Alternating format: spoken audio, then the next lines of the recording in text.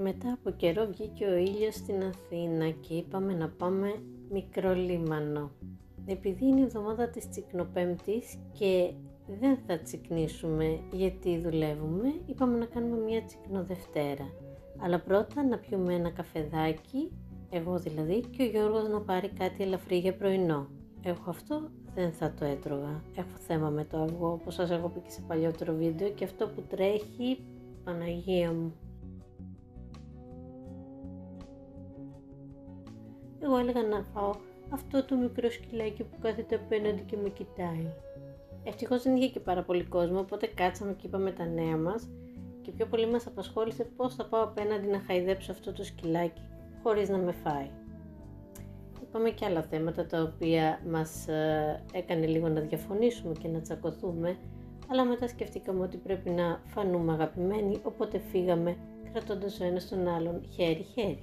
Κυρίως γιατί ο Γιώργος δεν καταλαβαίνει ότι όταν κρατάω την κάμερα και θέλω να τραβήξω ένα πλάνο, δεν χρειάζεται να είναι από πίσω μου και να μιλάει, να φωνάζει, να μουρμουρίζει ή να μπαίνει μπροστά στο πλάνο. Δεν ξέρω πώς γίνεται αυτό, δηλαδή ώρες με πιάνει μια τρέλα. Τέλος πάντων του λέω, έλα να πιάσουμε χέρι-χέρι και να πάμε προς το μαγαζί για να φάμε. Εκεί εννοείται ότι συνάντησα άλλα 2 γατάκια, τα οποία ήθελα να τα φάω και εγώ και να γίνουμε μαλλιά κουβάρια. Πολλά νεύρα το άσπρο, φαίνεται κιόλας. Δεν ξέρω το μαύρο τι του έκανε. Κοίτα. Αφού περίμενα αρκετή ώρα από πάνω τους μπας και κάνουν κάποια κίνηση, κάνα παιχνίδι, κάτι, δεν. Με γράψανε κανονικότατα. Οπότε έφυγα κι εγώ και πήγα και έβγαλα βίντεο αυτό εδώ το ωραίο σκυλάκι, το οποίο φορούσε και το μπουφανάκι του και καθότανε στον ήλιο και λιαζότανε. Και αυτό για φάγωμα, οπότε εκείνη την ώρα λέω ότι ωραίο θα ήταν να είχαμε κάτι να φάμε, αντί να φάμε το σκυλάκι. Και πήραμε το ψωμάκι. Μαζί με το ψωμάκι ήρθε η σαλατούλα και μια γατούλα. Και αυτή θα την έτρωγα άνετα όμως. Αλλά έφυγε. Τι να παραγγείλουμε ακόμα.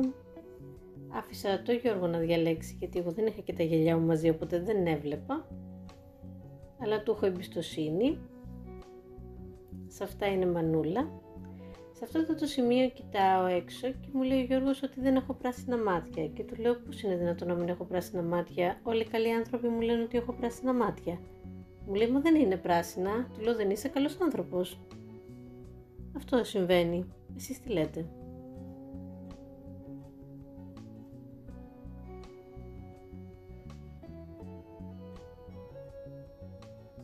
Εκείνη την ώρα πέρασε και μια όμορφη γατούλα, Ginger, να δούμε αν θα φαγωθεί και αυτή. Μαζεύτηκαν και οι γλάροι, ντάρι. Μας φέρανε και ένα ωραίο ριζότο με παρμεζάνα και μια μπριζόλα, την οποία εγώ έφαγα λίγο γιατί δεν μ' άρεσε και τόσο. Δεν φταίνουν οι άνθρωποι, εγώ δεν τρώω πολύ κρέας, οπότε λίγο για τη γεύση. Και εξακολουθούσα να κάνω το παπαράτσι των ζώων και να τραβάω βίντεο ό,τι ζωάκι πέρναγε. Παραγγείλαμε και μανιτάρια με παρμεζάνα, ήταν πάρα πολύ νόστιμα.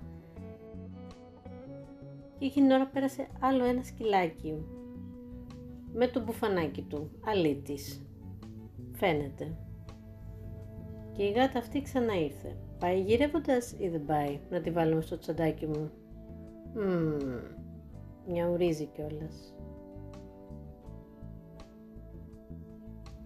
Και τελειώσαμε και νύχτωσε και ανάψανε τα φώτα και μας φέρανε και μια μαστίχα και φύγαμε σιγά σιγά. Έτσι πέρασε μια ωραία Τσικνοδευτέρα. Να είστε όλοι καλά. Ευχαριστώ που ήσασταν σε αυτό το βίντεο. Φιλάκια πολλά. Ραντεβού στο επόμενο.